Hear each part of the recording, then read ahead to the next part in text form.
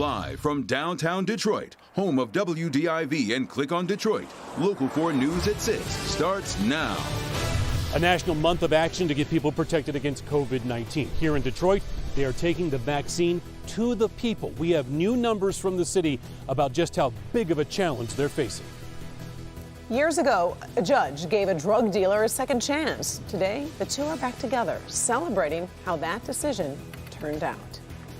And fight after fight breaking out in Greektown, with the video often ending up on social media. And now as the crowds grow larger, Detroit's interim police chief is talking about potential solutions. But first, we start things off here at 6 with the weather heating up as we head into the weekend. Which sure is. A live look at Belle Isle. You can't swim in the fountain here. Well, Belle Isle's somewhere down there. The weather, I thought we were going to be a little closer, but the weather over these next few days might have some folks wishing they could get in the fountains and water. Yeah. In fact, we may be in for a hat trick of 90-degree days extending into the early next week. Put on your sunglasses. Let the fun begin, Ben. Yeah, Karen and Devin, this is kind of a dress rehearsal for the real heat, which really gets underway tomorrow. Mid-80s out there, well above average.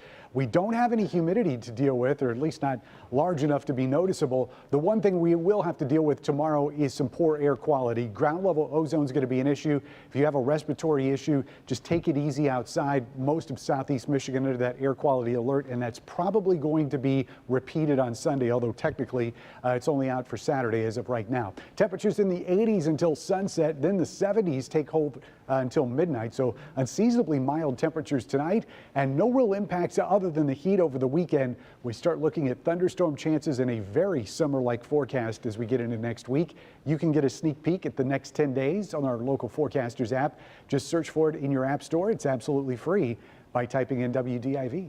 Devin?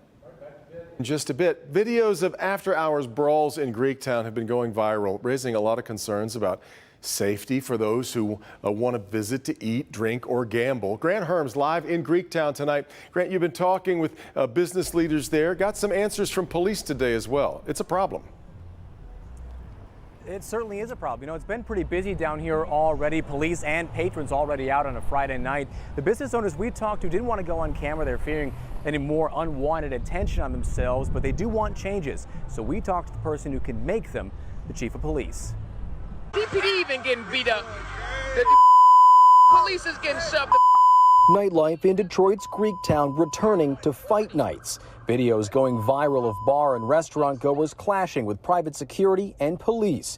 After more than a year of being stuck inside, more people than before are expected to hit the entertainment district this summer. But business owners are hoping something can be done. Tired of the way it makes their neighborhood look, they want things like a curfew, an ordinance on electric scooters, and better monitoring of underage patrons. We have laws from 1960s and they haven't changed yet, you know, so they have to work on that first. Giving ticket to the people drinking, giving ticket to the people partying, giving ticket to loitering, to soliciting, you know, I mean, everything, you know.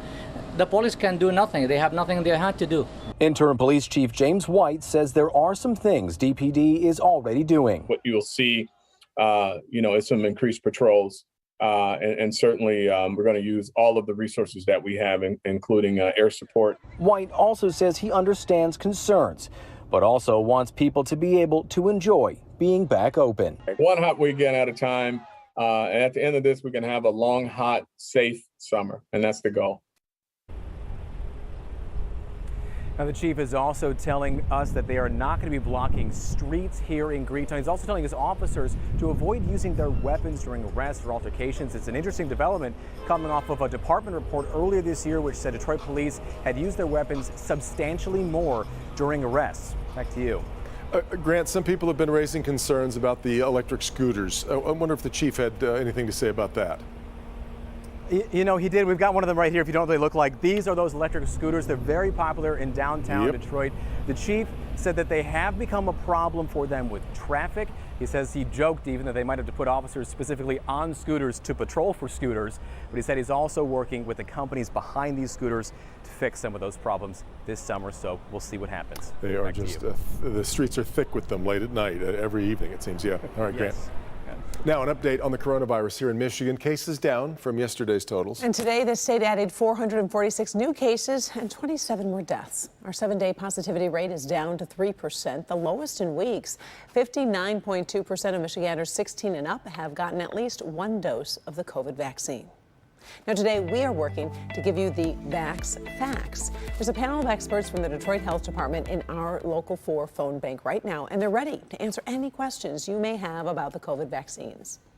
The number to call is 313-634-WDIV. Don't hesitate to call in. Every time we've gone to the shot, all three of them are, the phones are occupied right now. So please keep calling in. These experts have heard all of it. There are no bad questions. So please keep calling until 6:30. So another 25 minutes or so. Meantime, out in the neighborhoods, the effort to get more Detroiters vaccinated continues there in earnest too. And the city's vaccine vehicle has been bringing the shot right to people. Sean Lay live with a look at how it's working. And Sean, a pretty positive reception so far.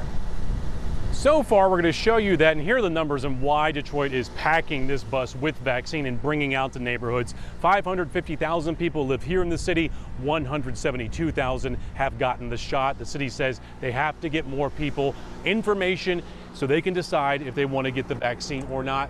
Packed in this vehicle, vaccine and information. It was parked in Southwest Detroit, and here's what we saw.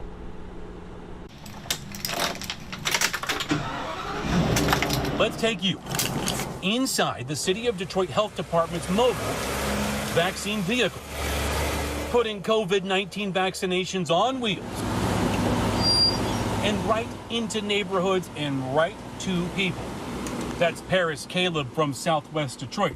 He's 15. He's getting his COVID vaccine shot. Why now? Because he simply looked out of his window and saw this big green vaccination vehicle right across the street.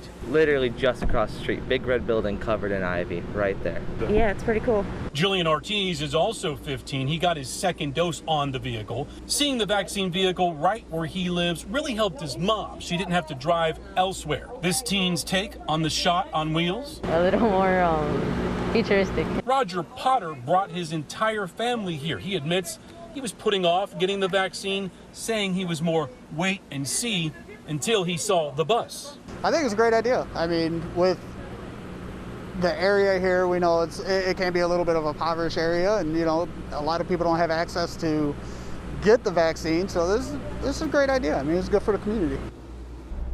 City of Detroit Health Department first rolled this out over the weekend. Their first stop was actually Belle Isle, people coming up these stairs. They got 60 people who wanted the vaccine, and they say that number may seem low to you, but they were thrilled by that number. That's 60 more people who are now protected against COVID-19. Look for the big green bus. If you want to know where it is and where it's going in your neighborhood, check with the city website or on social media. They're constantly updating that, and they're happy with what we saw in Southwest Detroit.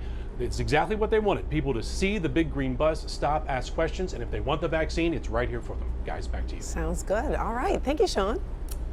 A Local 4 News update now. Charges are filed after a 2-year-old boy dies in a tractor accident in northern Oakland County. Child's uncle, 33-year-old Anthony Stephen Davis, is charged with drunk driving. The accident happened Saturday in Brandon Township. Investigators say the boy fell off the tractor that was being driven by Davis. An autopsy determined the child died from blunt force trauma to the head. Prosecutors say Davis admitted to drinking several beers before giving the tractor ride. He faces up to 15 years in prison. New jobs and unemployment numbers show promise and a positive trend across the nation and here at home. Fewer people are collecting unemployment and more are getting jobs or returning to work. Our consumer investigator, Hank Winchester, reveals what this may mean for the economy and for business owners moving forward. Hi, Hank. Hi, Karen. Good evening to you and Devin. As you will see, people across the board cautiously optimistic right now about these numbers. That includes employers who are hoping their employees will soon come back to work.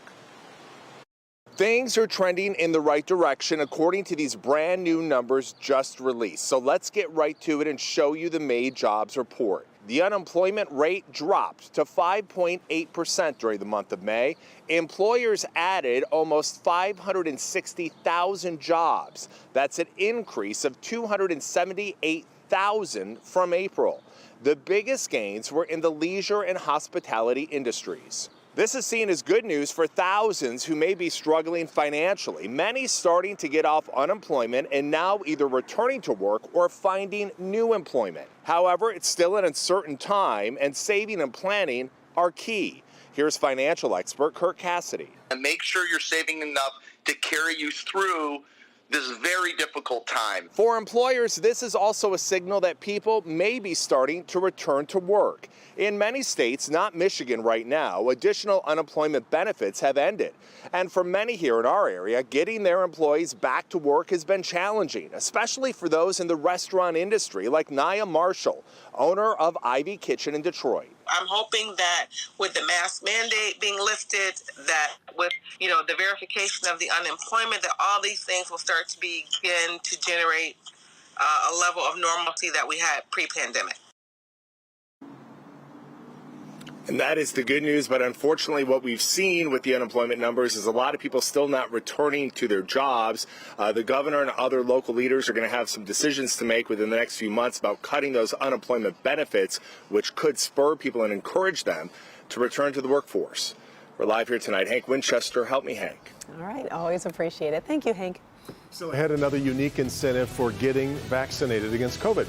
We're going to check in on an event where people can earn shots. Yeah, you can get a drink by getting a shot in the arm. Priya. It's an unlikely bond that developed between a judge and a former drug dealer. I was misguided, and God sent me an angel. He's turned his life around and was back in a judge's courtroom. We'll tell you why.